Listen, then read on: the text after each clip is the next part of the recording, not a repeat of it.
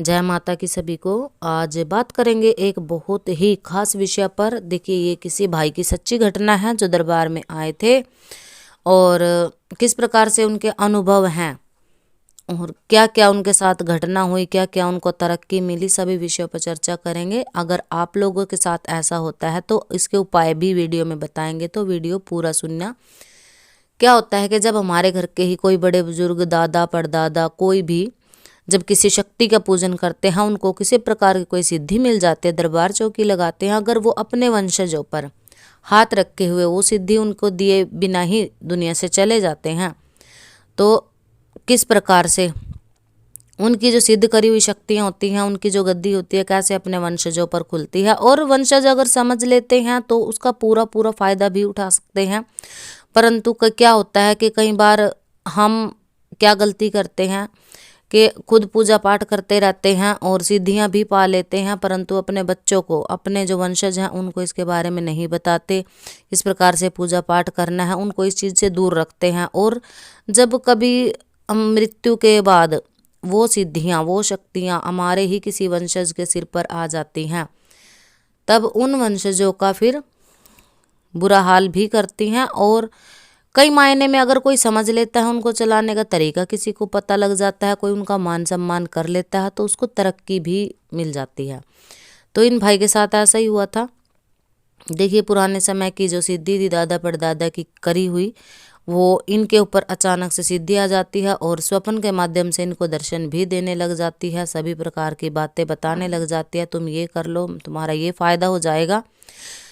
तो क्या होता है कि जैसे ही सिद्धियां उसको संकेत देते हैं, स्वप्न के माध्यम से उसको बताती हैं, तो जब वो भाई उस कार्य को करता है तो उसकी तरक्की के रास्ते खुल जाते हैं। फर्श से अर्श तक ले जाने का सफर सिद्धियां हमें तय करवाती हैं। परंतु क्या होता है कि हमारे पास जो दादा परदादा की सिद्धि थी वो आ गई और उसके बाद हमने क्या किया, गुरु धारण नहीं किया। और अगर किया तो किसी ने हमें चलने के बारे में नहीं बताया, उसको उल्टा बिगाड़ दिया, तो हमारा यहाँ पे नुकसान भी हो जाता है। वही सिद्धियाँ फिर हमारे घर को खा भी लेती हैं। यानी कि सिद्धियाँ तो नहीं खाती, सिद्धियाँ हमें छोड़ के चली जाती हैं और फिर शुरू होता है नकारात्मकता का हमारे घर में बसेरा करने का सफ़र। परंतु लोग क्या हैं कि अपनी उस शक्ति को फिर भला बुरा कहते हैं, अपनी शक्ति से लड़ते हैं, झगड़ते हैं, कहाँ सो गए, हम क्या तुम्हें भोग प्रसाद नहीं देते, तुम हमारे कार्य नहीं करते। किसी ने हमारे घर पे टोना टोटका करवा दिया, किसी ने हमारे घर पे किया कराया करवा दिया। देखिए, होता सब कुछ है। परंतु क्या होता है, अगर किसी को भी इस प्रकार की सिद्धि मिल जाती है तो कैसे उनकी बर्बादी जो होती है उसका सफ़र शुरू होता है। लोग क्या करते हैं कि अगर सिद्धि मिल जाती है, वो आपको स्वप्न के माध्यम से कोई कार्य बता रही है और आप वो कार्य कर, और वो कार्य करने से आपको फायदा मिल रहा है, तो सर्वप्रथम इसके बारे में किसी को ना बताएं कि कोई चीज़, कोई शक्ति हमें स्वप्न में आकर के ये संकेत दे रही है, तो हमारे कार्य बन रहे हैं। अपने घर परिवार के अलावा किसी और को इस बारे में ना बताएं, क्योंकि अगर आप इस सिद्धि के, क्योंकि वो आपके लिए मिली है, आपके कार्य सिद्ध करने के लिए, और आप उसका ढिंढोरा पीटने लग जाते हो तो सिद्धि धीरे धीरे आपसे दूर भी होने लग जाती है। और सही मायने में उनकी सेवा उठाइए, पूजा पाठ करिए, जैसा भी आपसे बन पड़ता है। अगर आपको पैतृक सिद्धि कोई मिली है तो इसमें कुछ खास नियमों की ज़रूरत नहीं पड़ती, बस भावना से आप उनको जो भी भोग प्रसाद देते हो वो स्वीकार करती है। तो क्या होता है कि जब सिद्धि मिल जाती है, किसी प्रकार से हम तरक्की हमें मिल जाती है और हम ऊंचाइयों को छूने लग जाते हैं, तब क्या करते हैं, ये सिद्धियां ही माया रचती हैं हमारी परीक्षा लेने के लिए। हमारी परीक्षा होती है, तब क्या होता है कि अभिमान आ जाता है बहुत सारे लोगों को, जिनको सिद्धि होती है वो आम लोगों को, भक्तों को, सबको चैलेंज करने लग जाते हैं। देखिए, कोई भी भगत है, कोई भी इंसान है, थोड़ा बहुत पूजा पाठ करता है, तो कभी भी सिद्धियों के लिए, शक्तियों के लिए अभिमान ना करे, किसी को चुनौती ना दे कि हाँ मैं ये कर दूंगा, तुम ये करके दिखाओ। क्योंकि कहीं ना कहीं कोई ना कोई किसी न किसी शक्ति के माध्यम से जुड़ा रहता है, तो लोगों की भावना को ठेस पहुंचाने लग जाते हैं, मजाक उड़ाने लग जाते हैं, खुद को स्वयंभू मान लेते हैं। तो यहाँ से शुरू होता है उनकी बर्बादी का सफ़र। फिर वो लोग क्या होता है, अपनी शक्तियों से झगड़ना शुरू कर देते हैं। शक्तियों से झगड़ते हैं, अड़ोसी पड़ोसियों से झगड़ते हैं, भगतों के पास जाते हैं। अब कोई भगत पहचान लेता है, कोई नहीं पहचानता, कोई जानबूझ करके भी उनको ये पता नहीं लगने देता कि तुम्हारे पास सिद्धि है। तो इन सिद्धियों से आपने अचानक से आपको कोई फायदा हो जाता है और उस फायदे के बाद आपको फिर लालच हो जाता है कि अब मुझे ये चाहिए, अब मुझे वो चाहिए, यानी कि टोटली आप उसको एक काम करने वाली मशीन समझ लेते हो।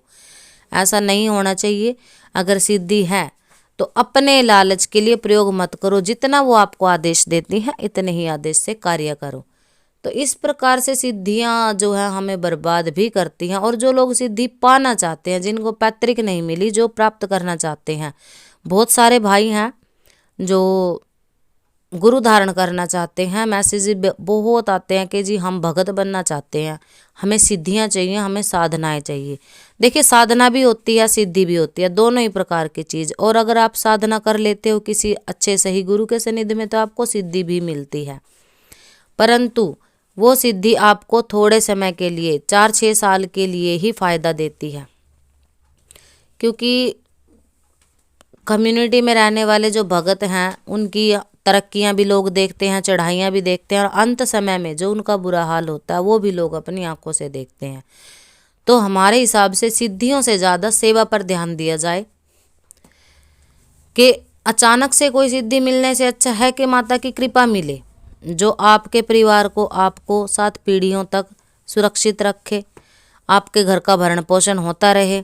परंतु अगर आप भगत बनना चाहते हो, जगत कल्याण करना चाहते हो, तो भावना साफ रख के, जो लोग सिद्धियों से पैसा कमाना चाहते हैं, तकरीबन 90% लोग यही करते हैं कि मुझे भगत बनना है, बस मेरे पास पैसा आए, मैं लोगों को लूट लूँ, खसोट लूँ, और सिद्धियां मुझे बहुत सारे पैसे दें, सिद्धियां मुझे कान में आके बताएं तुम ये कर लो, तुम वो कर लो, और हम धनवान बन जाएं। धनवान बनने के लिए मेहनत करो, कुछ ना कुछ कार्य साथ में करो भक्ति के साथ। अगर आप भक्ति करते हो तो आपको अपनी कमाई के साधन भी ढूंढने चाहिए। आप भक्ति के द्वारा ही अपने आप को बहुत ज़्यादा धनवान बनाने की कोशिश करते हैं, और करते भी हैं लोग। चलो शक्तियाँ साथ देती भी हैं, क्योंकि जब शक्तियों की कृपा होती है तब चाहे आप उनसे कुछ भी मांग लो वो दे ही देती हैं। परंतु ऐसा ना करें, ये लालच आपको डुबा देगा। तो जिनको बिना पूजा पाठ के सिद्धियां मिल जाती हैं वो लोग कैसे बर्बाद होते हैं, ये कारण होता है।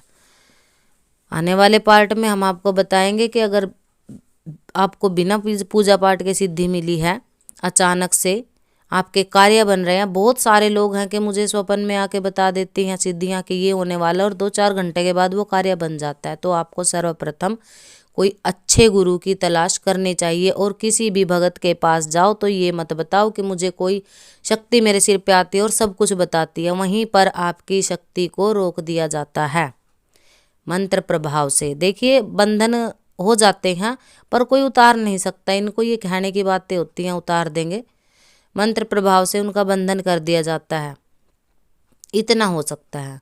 तो आशा करते हैं जानकारी आपको पसंद आई होगी। चैनल से जुड़े रहिए, चैनल को सब्सक्राइब करिए और वीडियो को पूरा देखा करें, तभी आपको जानकारी मिलेगी। तो सभी को जय माता की।